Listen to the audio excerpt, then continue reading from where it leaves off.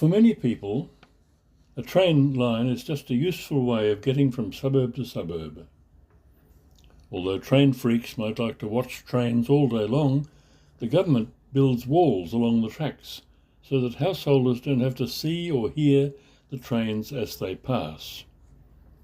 But for an artist, these walls are a splendid opportunity.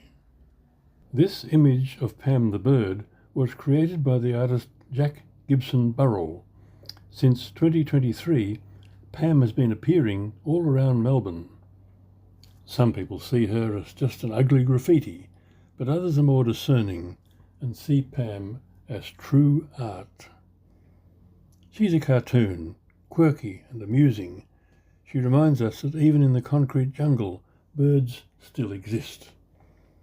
She tells us that life is funny and beautiful, even in places that we have made barren and bare.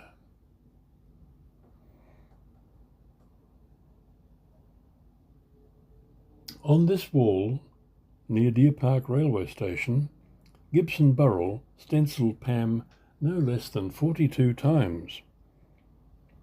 Every day, tens of thousands of train passengers pass through Deer Park in all kinds of different moods. Some are happy, some sad and grieving. Perhaps a glimpse of Pam brought some of them a little humour and joy.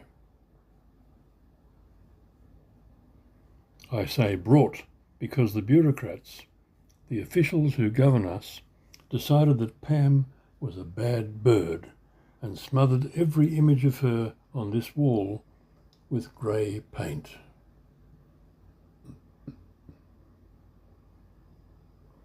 This is by no means the only instance of officials who are primarily concerned with law badly misjudging matters of taste and art.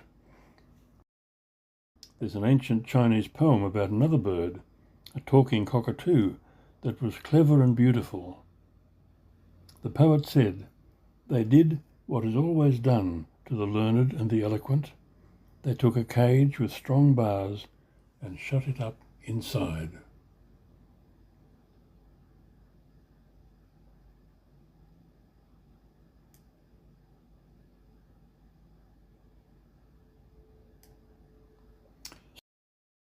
So much for the 42 images of Pam the bird that once adorned the wall beside the Deer Park Railway. But there are some images of Pam that they cannot rub out, or at least not without great difficulty and huge expense. This is the 19th century factory at Clifton Hill where they used to make lead shot. It's a high tower because shot was made by drops of molten lead falling into water far below. The shot tower is abandoned now, but it's a landmark and a heritage building.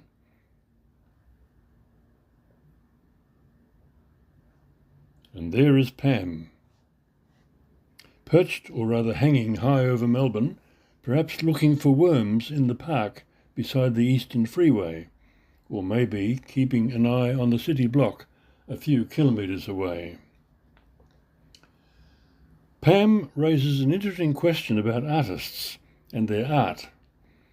When an artist is so impressed by the beauty of an object or a person and feels compelled to make an image of that person or thing as a painting or a carving, are they somehow glimpsing its true nature, seeing behind the surface of the so-called ordinary world, that every creature hides a mysterious light, an eternal, transcendent mystery? Whatever of that, some people try to say that Jack Gibson Burrell isn't an artist at all because he's not of good character, having been arrested for some minor crimes. But haven't great artists in the past been in even more serious trouble with the law? Wasn't Caravaggio on the run for killing a man in a brawl? Do we think less of Caravaggio's paintings because of that? No. Melbourne owes a big thank you to Jack Gibson Burrell and his accomplice, Matthew Rowell White, for brightening Melbourne with their images. for provoking discussion, and even for giving us the bird.